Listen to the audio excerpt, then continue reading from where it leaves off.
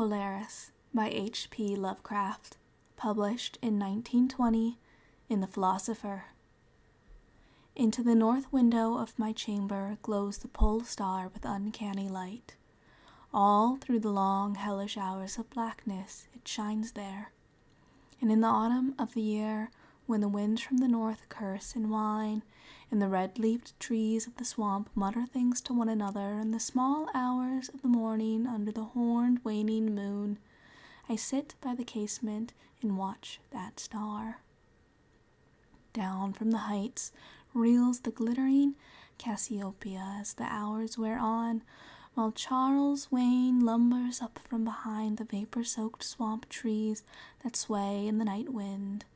Just before dawn, Arcturus winks readily from above the cemetery on the low hillock, and Coma Berenices shimmers weirdly afar off in the mysterious east.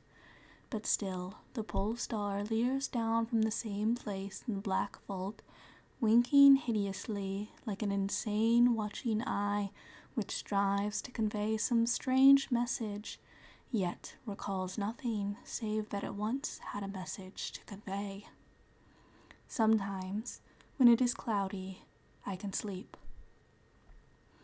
Well do I remember the night of the great aurora, when over the swamp played the shocking coruscations of the demon light. After the beams came clouds, and then I slept, and it was under a horned, waning moon that I saw the city for the first time. Still and somnolent did it lie on a strange plateau in a hollow betwixt strange peaks.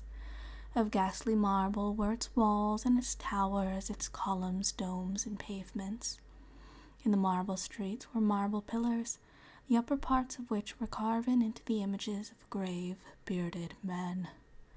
The air was warm and stirred not. And overhead, scarce 10 degrees from the zenith, glowed that watching pole star. Long did I gaze on the city, but the day came not.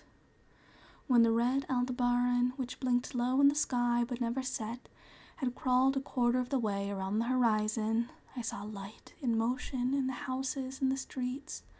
Forms strangely robed, but at once noble and familiar, walked abroad, and under the horned waning moon men talked wisdom in a tongue which I understood, though it was unlike any language I had ever known. And when the red Aldebaran had crawled more than halfway around the horizon, there were again darkness and silence. When I awaked, I was not as I had been. Upon my memory was graven the vision of the city, and within my soul had arisen another and vaguer recollection, of whose nature I was not then certain. Thereafter, on the cloudy nights when I could sleep, I saw the city often, sometimes under that horned waning moon, and sometimes under the hot yellow rays of a sun which did not set, but which wheeled low around the horizon, and on the clear nights the pole star leered as never before. Gradually I came to wonder what might be my place in that city on the strange plateau betwixt strange peaks. At first content to view the scene as an all-observant, uncorporeal presence, I now desired to define my relation to it, and to speak my mind amongst the grave men who conversed each day in the public square. I said to myself, this is no dream, for by what means can I prove the greater reality of that other life in the house of stone and brick south of the sinister swamp, and the cemetery on the low hillock, where the pole star peers into my north window each night?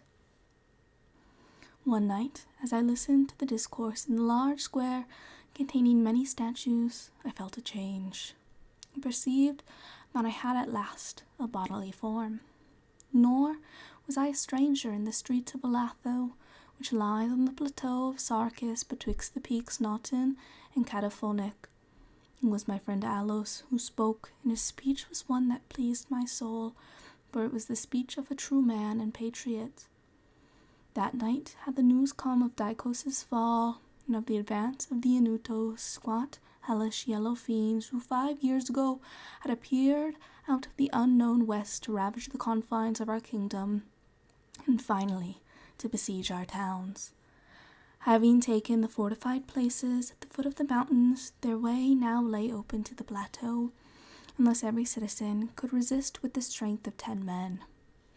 But the squat creatures were mighty in the arts of war and knew not the scruples of honor which held back our tall, grey-eyed men of Lamar from the ruthless conquest. Alos, my friend, was commander of all the forces on the plateau, and in him lay the last hope of our country.